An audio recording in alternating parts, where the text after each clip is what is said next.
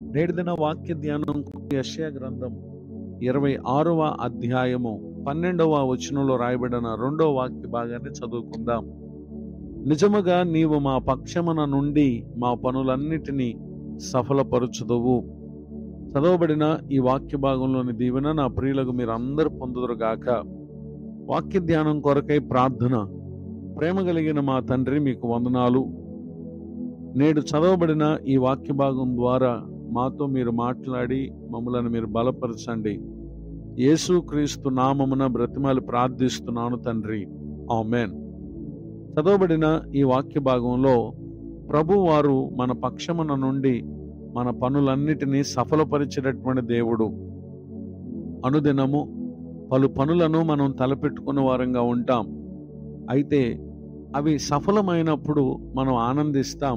ఒకవేళ విఫలమైతే మన ప్రయాస అంతటిని జ్ఞాపకం చేసుకుని ఎంతో బాధపడతాం. అయితే మన పనులన్నిటినీ ప్రభువారు సఫలపరిచేటటువంటి దేవుడిగా ఉన్నారు. ఆయన మన పనులను సఫలపరచాలంటే మనం కలిగి ఉండవలసినటువంటి జీవన విధానం ఏంటో మొదటి కీర్తన 1, 2, 3 చరణాల్లో రాయబడినటువంటి మాటలు ఈ విధంగా ఉన్నాయి. దుష్టుల ఆలోచన చొప్పున నడవక, పాపుల మార్గమున నిలవక, అపహాసకులు కూర్చుండు చోటన కూర్చుండక, యెహోవా ధర్మశాస్త్రమునందు ఆనందించుచు దివారాత్రము దానిని ధ్యానించువాడు ధన్యుడు. అతడు నీటి కాలువల యోరను నాటబడినదై ఆకు వాడక తన కాలమందు ఫలమిచ్చు చెట్టు వలె ఉండును. అతడు చేయనదంతయు సఫలమగును.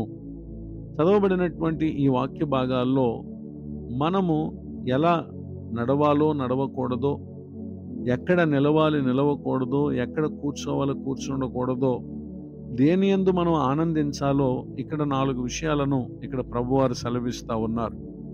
ఈ విషయాల పట్ల ఎవరైతే శ్రద్ధ వహించి దేవుని మాటలను ప్రకారముగా ఎందరైతే జీవిస్తారో అట్టివారు నిశ్చయముగా వారు ధన్యులని, వారు పొందు మేలులలో అద్భుతమైనటువంటి మేలు ఏంటంటే వారు చేయనదంతయు ప్రభువారు సఫలపరుస్తారు.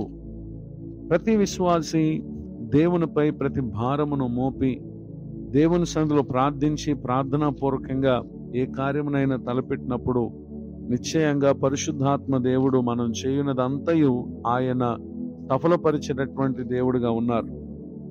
సామెతల గ్రంథము 16వ అధ్యాయము 3వ వచనంలో, నీ పనుల భారము యెహోవా మీద నుంచుము, అప్పుడు నీ ఉద్దేశములు సఫలమగునని ఇక్కడ తెలియపరుస్తూ ఉన్నారు.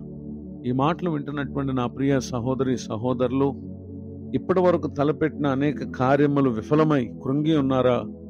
నేటి ఈ మాటలు మీకోసమే పరిశుద్ధాత్మ దేవుడు తెలియజేస్తున్నారు గనుక విన్న వాక్య ప్రకారంగా ప్రవర్తించి నిశ్చయముగా మన కార్యములను సఫలపరిచే దేవుడు ప్రతి ఒక్కరికి తోడే నడిపించునుగాక. ఆమేన్. ప్రార్థన. ప్రేమ కలిగిన మా తండ్రి, మీకు వందనాలు. నేడు విన్న నీ మాటల ద్వారా మేము మేలు పొందుటకై పరిశుద్ధాత్మ దేవ మమ్మల్ని దర్శించినందుకు స్తోత్రం. దైవజనులను, వారి కుటుంబాన్ని, సేవా పరిచయాన్ని దీవించండి. కృంగిన వారిని, దుఃఖితులను మీరు జ్ఞాపకం చేసుకుని వారిని ధైర్యపరిచి లేవనెత్తండి. పలు కార్యములు తలపెట్టి విఫలమై ఇక ఏది చేయలేని నిస్సహాయ స్థితిలో ఉన్నటువంటి వారిని ఇప్పుడే మీరు దర్శించుదురుగాక. మరొక నూతన సంవత్సర దయాకిరీటను పొందిన మా ప్రియులను మీరు ఆశీర్వదించండి. యేసుక్రీస్తు నామములో బ్రతిమాలి ప్రార్థిస్తున్నాను తండ్రి, ఆమేన్. తండ్రి, కుమార, పరిశుద్ధాత్మ దేవుడు తోడ నడిపించునుగాక.